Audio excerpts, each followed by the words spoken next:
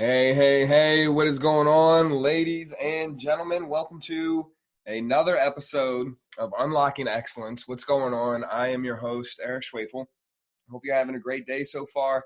I hope that you had a great weekend. I hope as well that you are staying safe and you're staying quarantined and you're staying as healthy as you possibly can through all this, because some crazy times that we're living in right now, right? There's a whole bunch of businesses being affected, a whole bunch of people who are quite frantic right now. But believe me, as long as you do what you're told to do, right, then there's nothing to worry about. So keep that head up and keep moving through it. So today's episode is episode number 17. And what I would like to, I haven't thought of it like an official title, so we'll think about that. But personal development during quarantine. So like quarantine personal development. Now, why is that going to be the subject for today? Because we have an opportunity to grow and we need to capitalize on that, right? So I want to welcome you to the podcast, and here we go. So, y'all, if you haven't already, please go check out your local news sources and see what your government, what your state government, what are they telling you and what are they telling you to do? And please do your best to listen to them. Right? Right now, we have some crazy things, some unheard of things that we haven't had to deal with before. And everybody is doing their best to keep themselves occupied and to keep themselves safe. However, that's an effort that every single person needs to take into consideration. So I don't know how you're affected by this, and I hope that everything is as well as it can be in your life.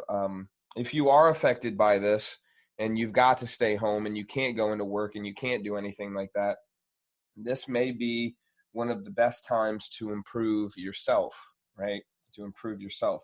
So what do I mean by that? You see, if we break it down real quick, there are several different areas of life. There are about, I think it's like something like 7 areas of health in life, and there's overall about 12 areas of fields in life that we can dive into, and we'll hit those a little bit later. But there's physical health, there's mental health, there's emotional health, there's environmental health, there's social health, right? Physical, mental, emotional, environmental, social, spiritual, and financial health. So those are the seven areas of health. And we're going to basically hit each and every one of those and what you can do to improve and how you can use this and help others in that area as well. So the first one is your physical health.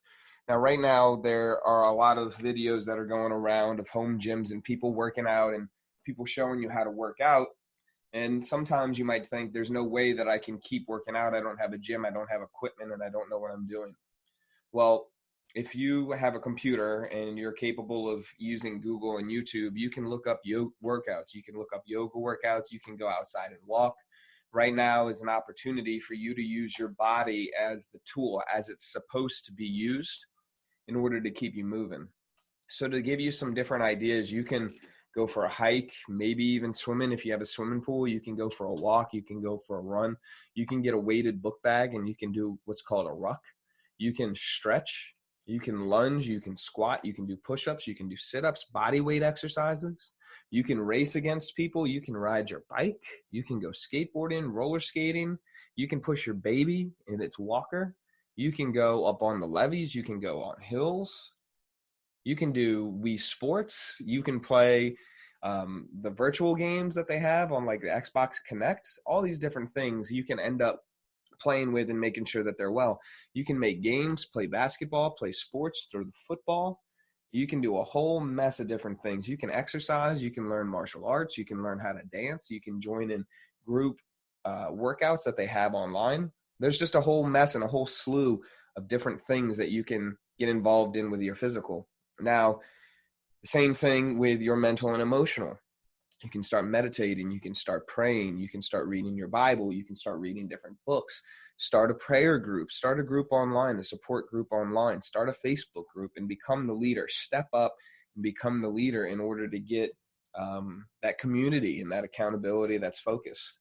In your social life, that might take a little bit of a hit, but that doesn't mean that you can't use Zoom, and that doesn't mean that you can't use Facebook and all these other social platforms in order to do what they were meant to do, which was connect you with people that are far away.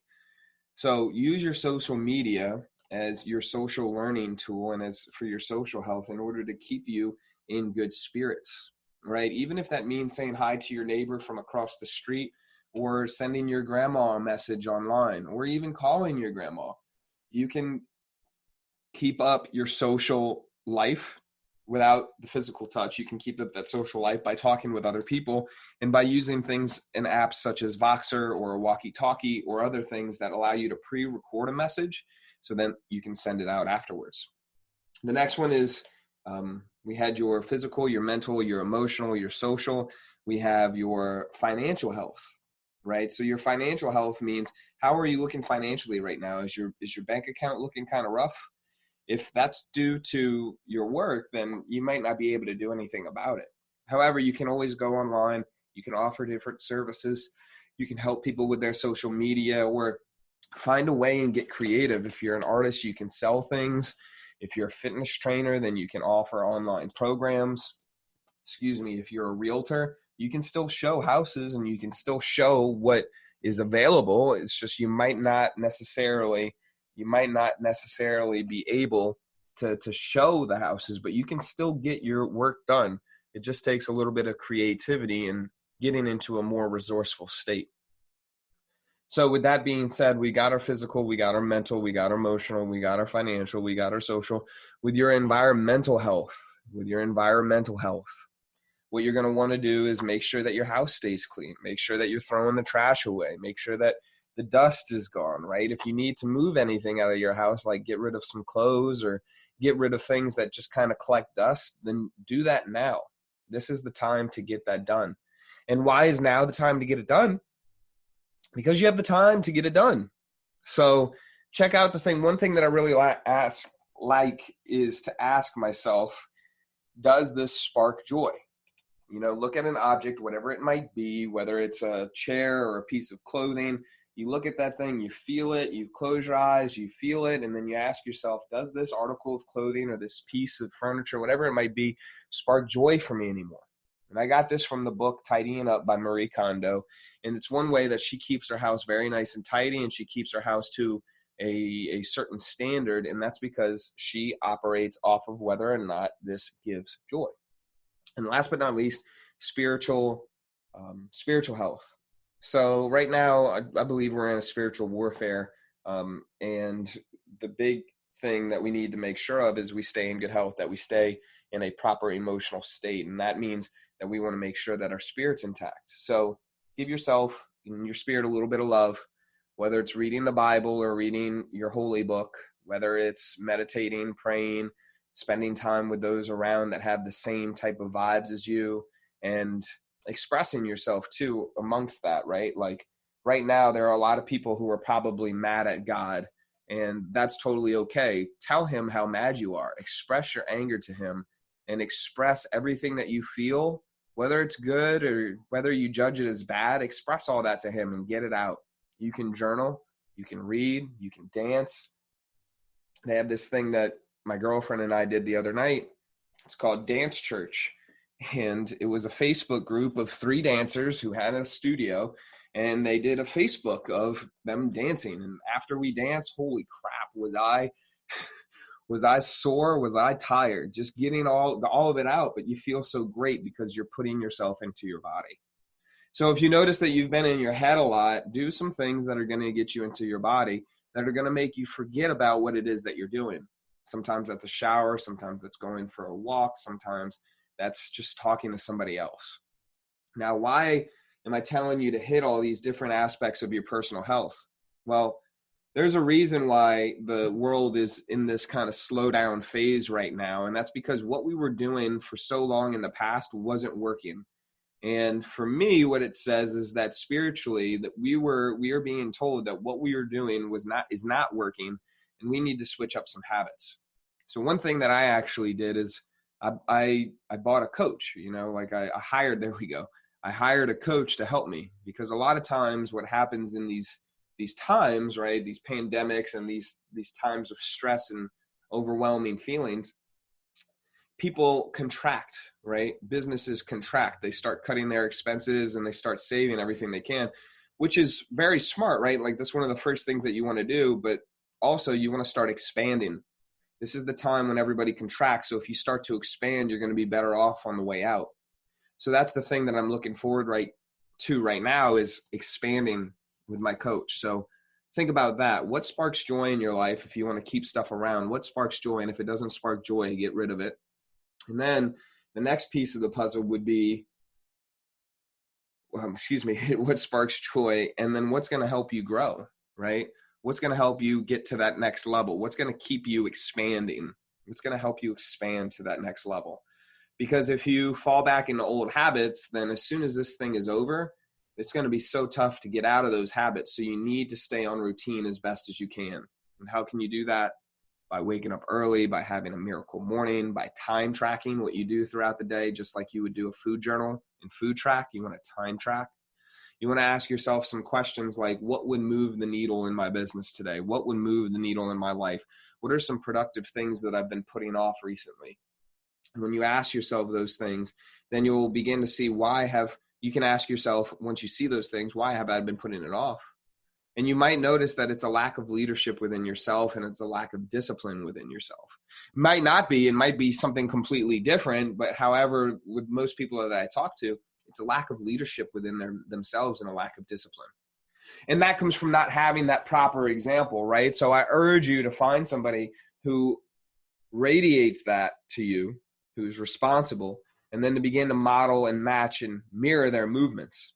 Because when you start acting like who you want to become, you start becoming that person like them, right? Your version of them. So through all of this, right, the coronavirus and everything that's happening right now, please, please, please make sure that you're taking the necessary actions to establish structure in your life, right? To establish structure that is going to bring you joy, that is going to bring you expansion, and that is going to bring you satisfaction and fulfillment. You see, because it is so easy, y'all. It is so easy to just complain about how things are and what their people are doing and how the world is ending and all this other kind of stuff. Well, do your best to focus on what you can control and do your best to find out what is true for you, right? Usually when we're in uncertainty, we can get super frustrated and we can just not show up as the best version of ourselves. However, when you start to base your actions and your beliefs in certainty, and you start to actually base your beliefs in what's true for you, then life begins to change. So write that down, y'all. Maybe re-listen to this and check out what is true for you. What is something that you're absolutely certain of? And it doesn't have to be in this time, right? It can be just in general. You're certain that you have a daughter that loves you. You're certain that you have parents who will take care of you. You're certain that you'll be able to pay your bills. You're certain that you'll have food that's available to you. Stuff like that. And allow that to build your confidence and allow that to build the side of evidence that you're okay. What is the evidence that you're okay? What is the evidence that you're going to make it through this? What is the evidence that you're going to be able to create structure? And usually evidence comes from the past. So figure out what evidence you need to create the future, right? Because you've done it before and you can do it again. It just takes a little bit of grit. It takes a little bit of push, and it takes capitalizing on the opportunities that are presented to you, right? So with that being said, I love you. I hope you have a great day. You are amazing. You're unstoppable. And if you feel like this message reached you pretty well and it gave you something, go ahead, share that bad boy out. Tag us at schwefel_strength.com. At schwefel_strength, excuse me. And maybe write out a review or a comment or something like that and let your audience know what you thought about this. We'll come at you with a story here on Thursday. I hope you have a great day. I love you, and we'll talk soon. Peace.